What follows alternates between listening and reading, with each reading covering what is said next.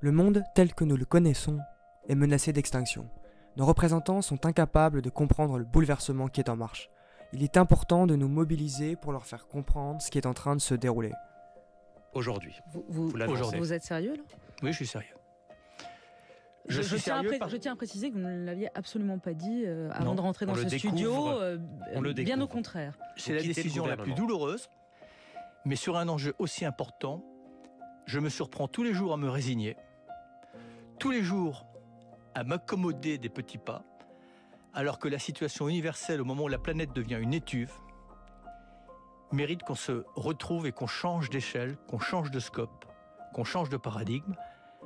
Et c'est donc une décision qui était un véritable dilemme entre soit m'accommoder des petits pas, en sachant que si je m'en vais, je crains que ça soit pire, soit rester, mais donner ce sentiment que par ma seule présence, nous nous mettons en France ou en Europe dans une situation d'être à la hauteur sur le pire défi que l'humanité n'a jamais rencontré. Ça, c'est la solution des fainéants. Alors, ce sont les gens qui disent, là j'ai un truc, c'est à prendre ou à laisser. Moi, je me battrai pour chaque mesure, une par une. Je suis vraiment très en colère contre des activistes qui m'ont aidé au début et qui disent maintenant, il faudrait tout prendre.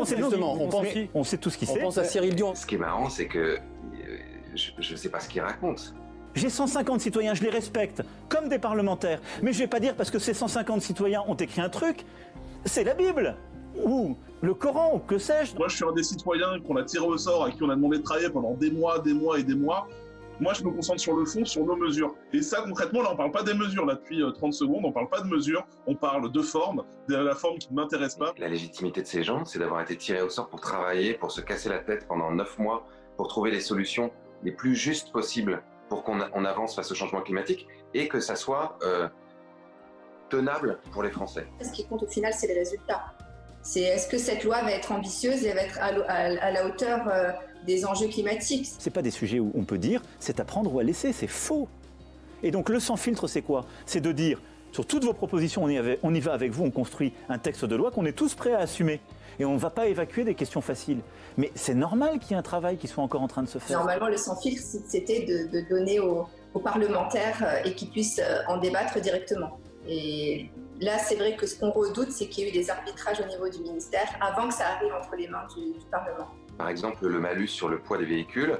La Convention citoyenne a demandé les véhicules de plus de 1400 kg, ce qui représente 25% du parc auto. Le gouvernement a transformé cette proposition pour la donner aux députés en disant les véhicules de plus de 1800 kg, c'est plus que 1,7% du parc. Ça va pas.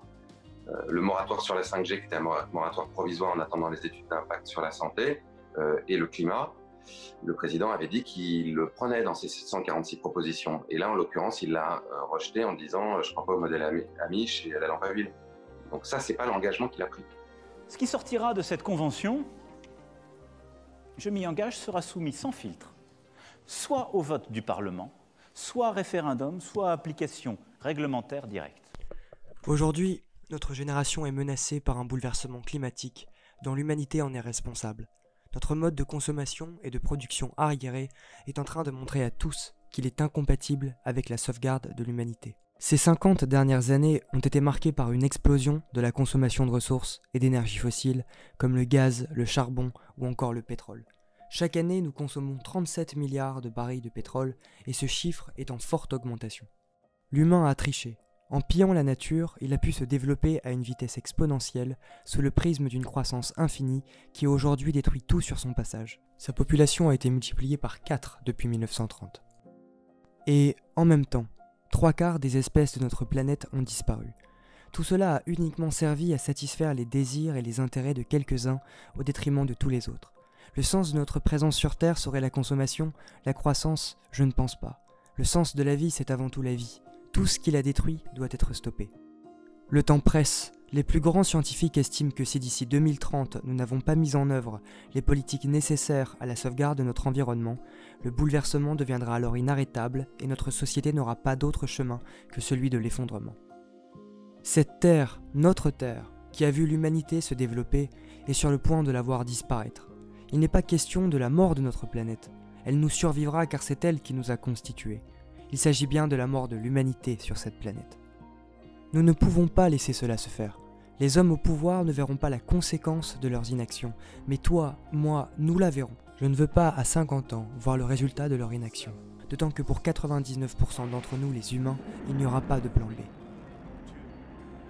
Heureusement pour nous, l'humanité a des chances de survivre dans le cas où l'on ne fait rien pour empêcher la destruction de notre environnement. Les milliardaires Elon Musk ou encore Jeff Bezos, pour ne citer qu'eux, sont déjà en train de préparer leur plan B pour eux, leurs familles et leurs amis. C'est donc ça le plan ? Laisser l'humanité mourir sur cette planète et charger à ceux qui sont responsables de la destruction de notre environnement d'aller repeupler l'humanité ailleurs, sur un vaisseau ou sur une autre planète ? Il en est hors de question, je ne laisserai pas faire cette injustice. Pourtant, un autre avenir est possible, un avenir qui permettra à chaque famille sur Terre de pouvoir offrir une descendance à son histoire et un futur à ses enfants. Nous sommes en 2021 et j'ai 22 ans. Comme des milliards d'êtres humains, je suis confiné pour faire face à la Covid-19.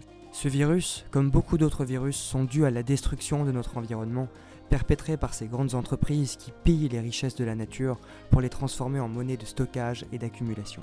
Ce virus a dû changer d'environnement car nous avions détruit le sien par la déforestation et nos concentrations d'animaux dans les élevages intensifs. Il est venu détruire le nôtre. Alors face à ces menaces de plus en plus dangereuses pour notre santé, nous sommes dans l'obligation d'agir pour arrêter ce massacre. Partout dans le monde, des scientifiques, des entrepreneurs, des politiques, des artistes, des citoyens, des jeunes, des vieux se mettent à l'action et se lèvent pour dire stop à celles et ceux qui empêchent le changement ou qui refusent d'y croire. Oui, un autre monde est possible. Voilà pourquoi je m'engage devant vous, à tout faire pour le découvrir, vous le proposer, en débattre, puis s'il vous convient, à l'appliquer. J'irai vous reporter, vous interviewer celles et ceux qui œuvrent dans ce sens, mais aussi ceux allant en contresens. Oui, un autre monde est possible.